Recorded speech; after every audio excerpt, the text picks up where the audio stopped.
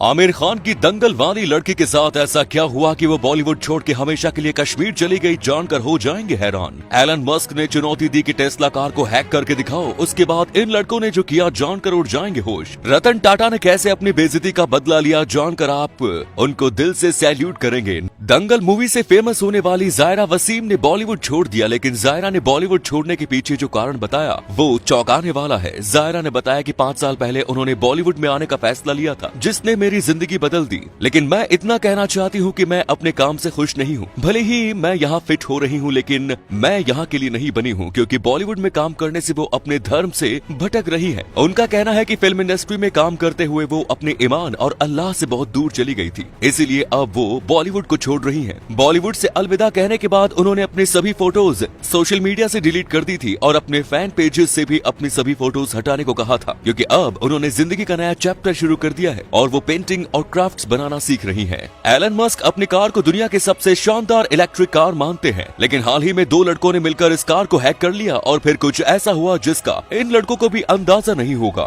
इन लड़कों को car hack करने के लिए करोड़ों रुपए के इनाम के साथ एक टेस्ला कार भी गिफ्ट की गई। एलन मस्क की पॉन टू ओन नाम की एक ग्लोबल इवेंट कंपनी है जो हर साल हैकर्स को इनवाइट करती है और इन्हें टेस्ला कार हैक करने का चैलेंज देती है। इसी चैलेंज में इन लड़कों को टेस्ला को हैक करने का चैलेंज मिला। इन लड़कों का नाम अमाद कामा और रिचर्ड जू है और इन्होंने इंटरनेट ब्राउजर की मदद से टेस्ला की मॉडल 3 कार हैक कर डाली। कार हैक करके उसके कई फंक्शंस को यूज करके दिखाया, जैसे कार के दरवाजे खोलने और बंद करने से लेकर म्यूजिक सिस्टम तक। इतना ही नहीं, उन्होंने कार की लेन भी चेंज करके दिखाई, जिससे हैकर कार में बैठने वाले को जहां चाहे वहां कार में बंद करके जबरदस्ती ला सकता है। इसके बाद कंपनी की तरफ से इन लड़कों को 2.6 करोड़ रुपए कैश के साथ 48 लाख रुपए की टेस्ला कार इनाम के तौर पर दी गई। जब रतन टाटा ने पहली बार देश में बनी कार टाटा इंडिका लॉन्च की तो इस कार को मार्केट में अच्छा रिस्पांस नहीं मिला और कंपनी घाटे में चली गई, जिसके बाद कुछ लोगों ने रतन टाटा को सलाह दी कि वो इसे बेच दे। तब अमेरिकन कंपनी फोर्ड ने कहा कि वो टाटा मोटर्स को खरीद लेंगे और उन्होंने रतन टाटा से बात करने के लिए अमेरिका बुलाया। मीटिंग में फोर्ड के चेयरमैन ने रतन टाटा से बहुत बदसलूकी से कहा कि जब तुम्हें इस बिजनेस का कोई ज्ञान नहीं था तो तुमने इस कार को लॉन्च करने में इतना पैसा क्यों लगाया? अब हम तुम्हारी कंपनी को खरीद कर तुम पर एहसान कर रहे हैं। ये सुनते ही रतन टाटा मीटिंग को बीच में ही छोड़कर भारत लौट आए और टाटा मोटर्स को नहीं बेचने का फैसला किया। इसके बाद टाटा जी ने एक बार फिर मेहनत की, लेकिन इस बार कंपनी को सफलता मिली।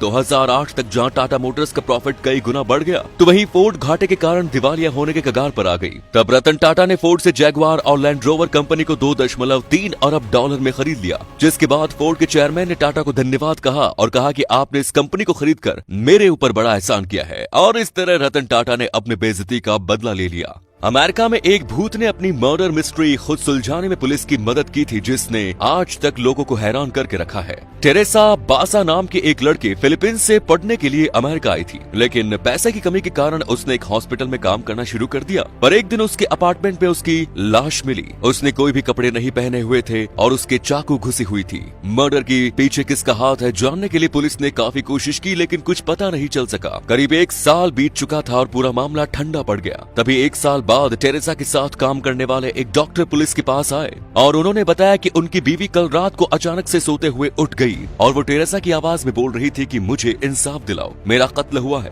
एलन शौरी नाम का आदमी मेरे घर में टीवी ठीक करने आया था, लेकिन उसने मुझे मार के मेरे गहरे चुरा लिए और अब वो उसकी गर्लफ्रेंड के पास है। जिसके बाद एलन शौरी को गिरफ्तार किया गया और उसने मान लिया कि हाँ उसने गहने चुराए थे, लेकिन उसने उसको मारा नहीं, इसीलिए उसे सिर्फ कुछ महीनों की सजा हुई। लेकिन सब हैरान जब रह गए जब उसकी सजा पूरी हो गई, पर पता नहीं क्यों वो तुरंत फिर पुलिस के पास गया और उसने बताया कि उसने ही टेरेसा को मारा था, जिसके बाद उसे 14 साल की जेल की सजा भी सुनाई गई। अभी तक आपने संत महात्माओं के मंदिर बने देखे होंगे, लेकिन क्या आपने कभी कुत्ते का मंदिर देखा है? छत्तीसगढ़ के एक मंदिर में कुत्ते की पूजा होती है। इस मंदिर को कुकुरदेव मंदिर के नाम से जाना जाता है और दूर दूर से लोग यहाँ पूजा करने के लिए आते हैं। लेकिन इस मंदिर की मान्यता है कि अगर आपको कभी कुत्ता काट ले तो इस मंदिर में पूजा करने से कुत्ते का काटा हुआ एकदम ठीक हो जाता है और जहर भी नहीं चढ़ता, इसलिए लोग यहाँ पूजा करने आते हैं।